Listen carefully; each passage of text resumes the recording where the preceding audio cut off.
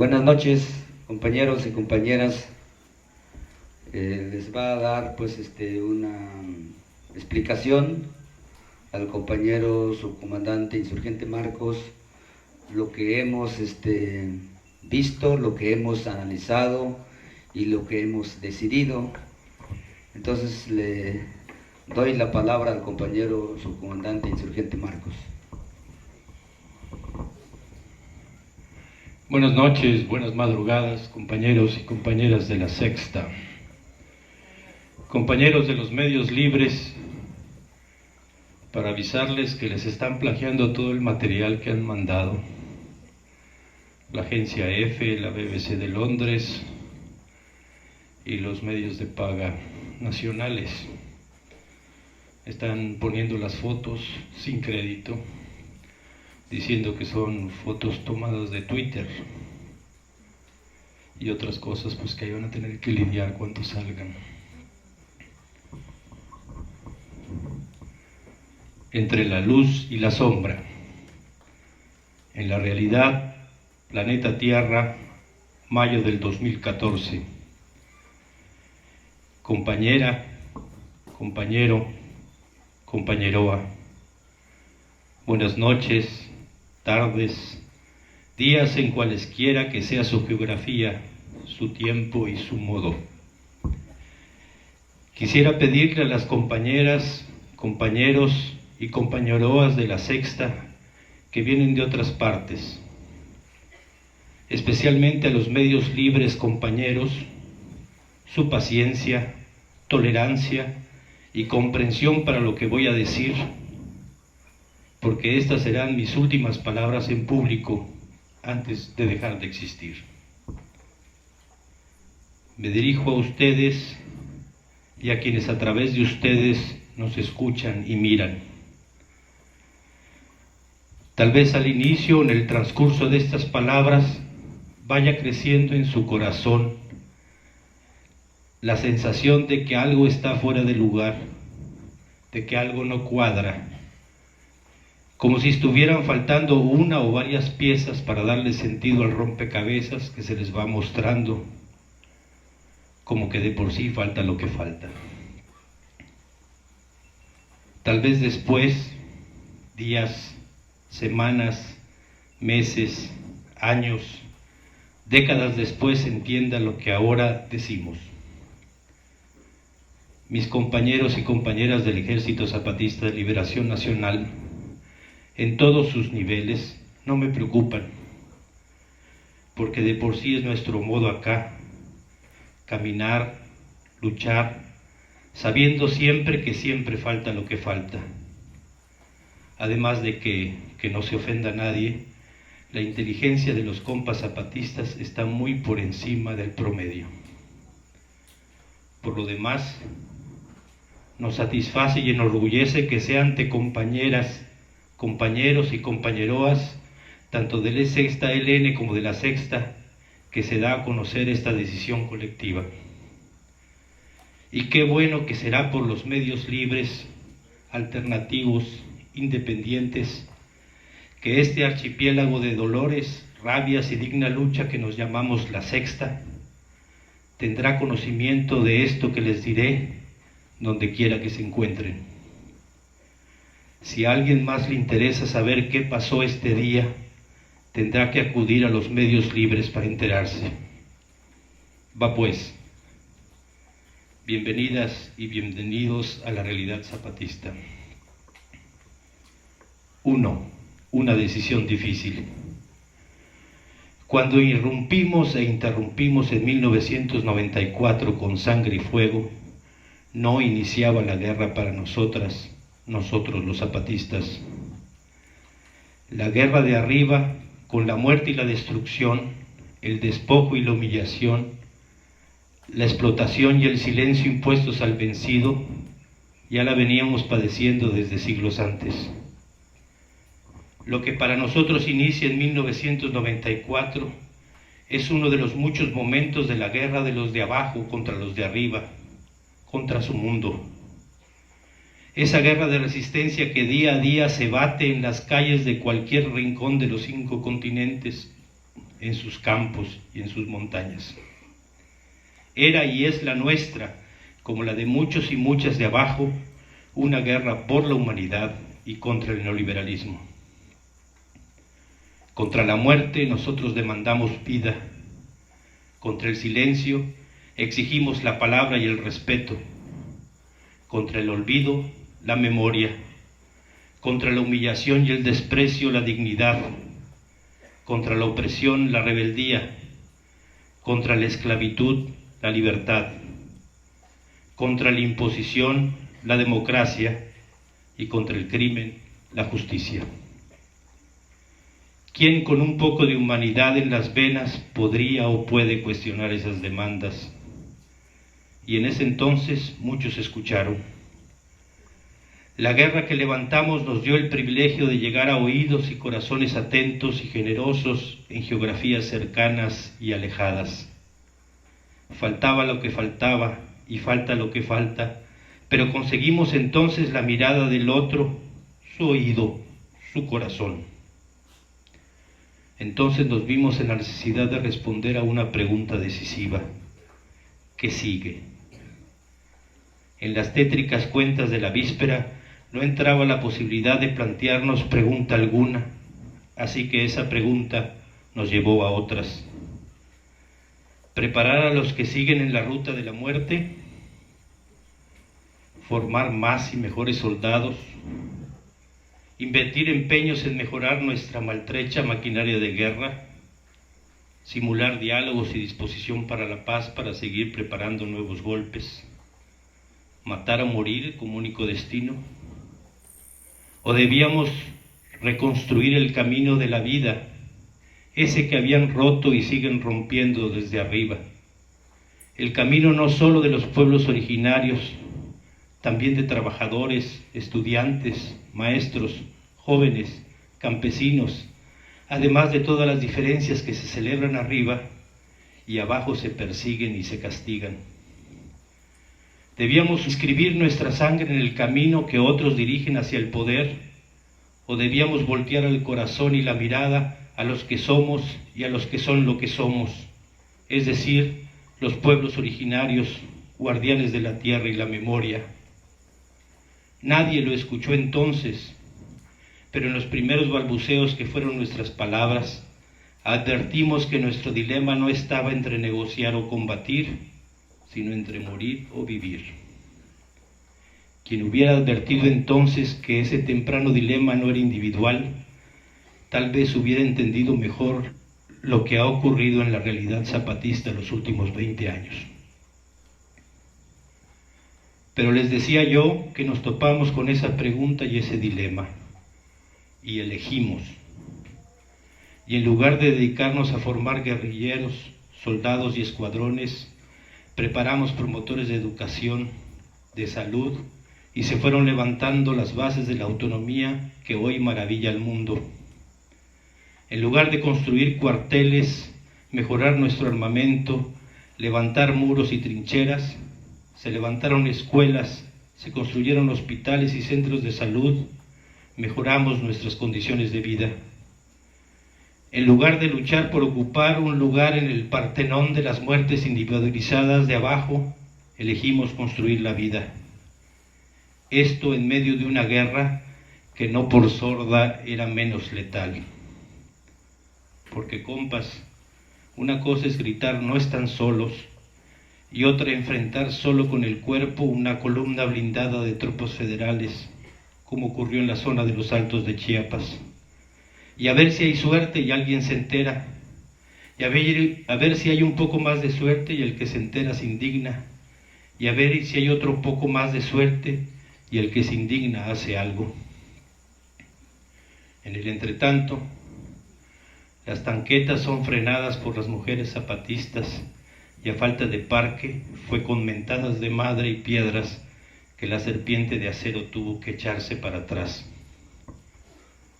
Y en la zona norte de Chiapas, padecer el nacimiento y desarrollo de las guardias blancas, recicladas entonces como paramilitares, y en la zona Xochoj, las agresiones continuas de organizaciones campesinas que de independientes a veces ni el nombre tienen, y en las zonas selvas el tal, la combinación de paramilitares y contras.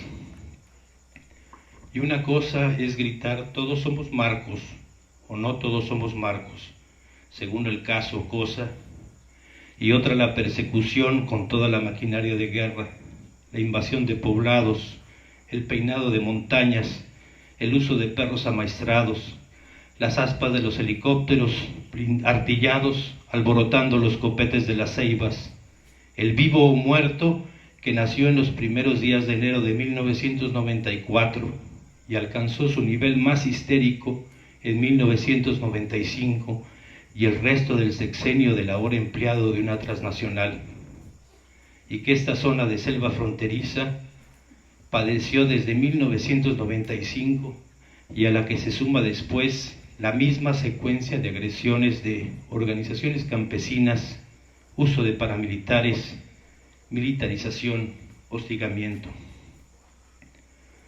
Si hay algún mito en todo esto, no es el del pasamontañas, sino la mentira que repiten desde esos días, incluso retomada por personas con altos estudios, de que la guerra contra los zapatistas solo duró 12 días. No haré un recuento detallado. Alguien con un poco de espíritu crítico y seriedad puede reconstruir la historia y sumar y restar para sacar la cuenta, y decir si fueron y son más los reporteros que los policías y soldados, si fueron más los halagos que las amenazas e insultos, si el precio que se ponía era para ver el pasamontañas o para capturarlo vivo o muerto. En esas condiciones, algunas veces solo con nuestras fuerzas y otras con el apoyo generoso e incondicional de gente buena de todo el mundo, se fue avanzando en la construcción, aún inacabada, es cierto, pero ya definida de lo que somos.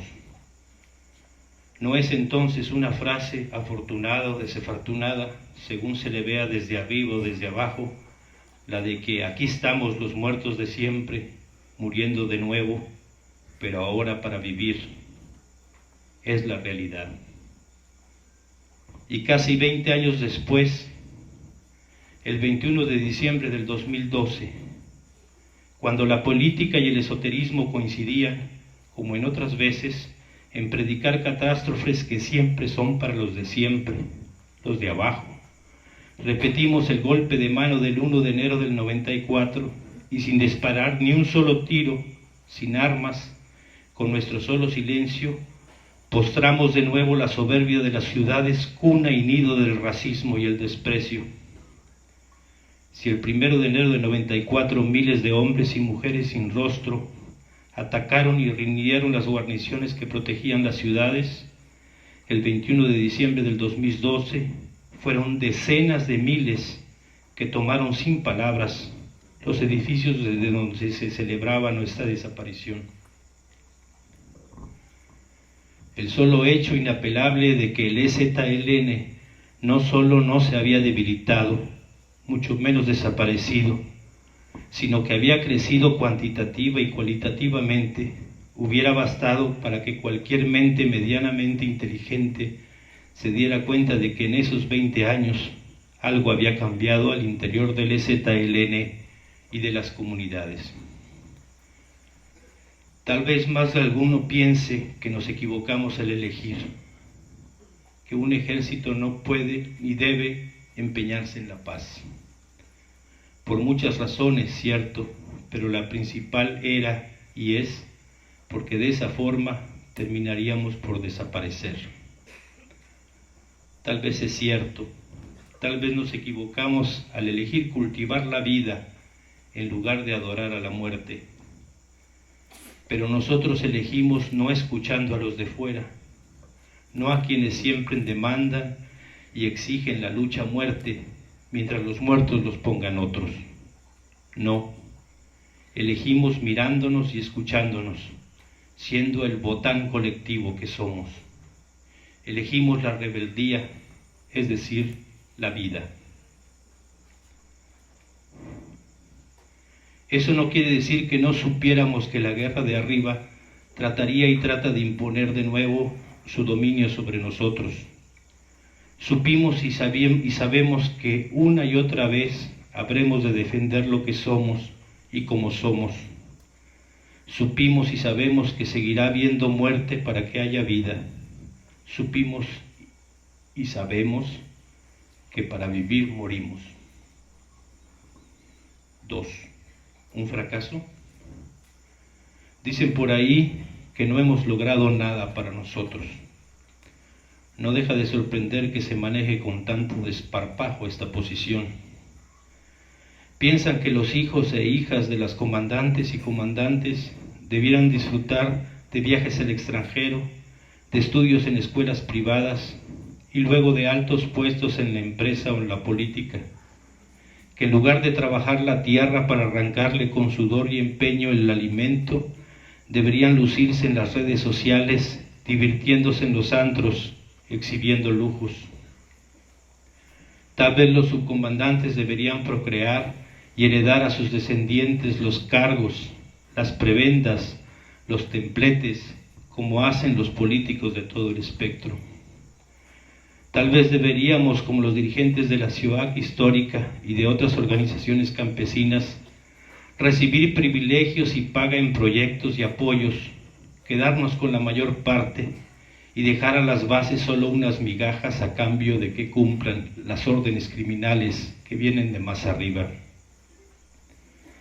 Pero es cierto, no hemos logrado nada de eso para nosotros. Difícil creer que 20 años después de aquel nada para nosotros resultara que no era una consigna, una frase buena para carteles y canciones, sino una realidad, la realidad. Si el ser consecuente es un fracaso, entonces la incongruencia es el camino del éxito, la ruta al poder. Pero nosotros no queremos ir para allá, no nos interesa. En esos parámetros preferimos fracasar que triunfar. 3. El relevo. En estos 20 años ha habido un relevo múltiple y complejo en el EZLN. Algunos han advertido solo el evidente, el generacional. Ahora están haciendo la lucha y dirigiendo la resistencia quienes eran pequeños o no habían nacido al inicio del alzamiento. Pero algunos estudiosos no se han percatado de otros relevos, el de clase, del origen clase mediero ilustrado al indígena campesino, el de raza, de la dirección mestiza a la dirección netamente indígena, y el más importante, el relevo de pensamiento, del vanguardismo revolucionario al mandar obedeciendo, de la toma del poder de arriba a la creación del poder de abajo, de la política profesional a la política cotidiana, de los líderes a los pueblos, de la marginación de género a la participación directa de las mujeres, de la burla a lo otro a la celebración de la diferencia.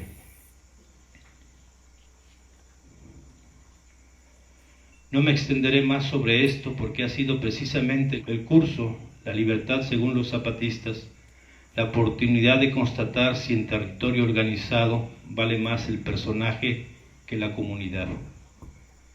En lo personal, no entiendo por qué gente pensante que afirma que la historia la hacen los pueblos se espante tanto ante la existencia de un gobierno del pueblo donde no aparecen los especialistas en ser gobierno. ¿Por qué les da terror el que sean los pueblos los que manden, los que dirijan sus pasos propios? ¿Por qué mueven la cabeza con desaprobación frente al mandar obedeciendo? El culto al individualismo encuentra en el culto al vanguardismo su extremo más fanático. Y ha sido eso precisamente el que los indígenas manden y que ahora un indígena sea el vocero y jefe, lo que los aterra, lo que los aleja, y finalmente se van para seguir buscando a alguien que precise de vanguardias, de caudillos y líderes, porque también hay racismo en la izquierda, sobre todo en la que se pretende revolucionaria. El EZLN no es de esos, por eso no cualquiera puede ser zapatista.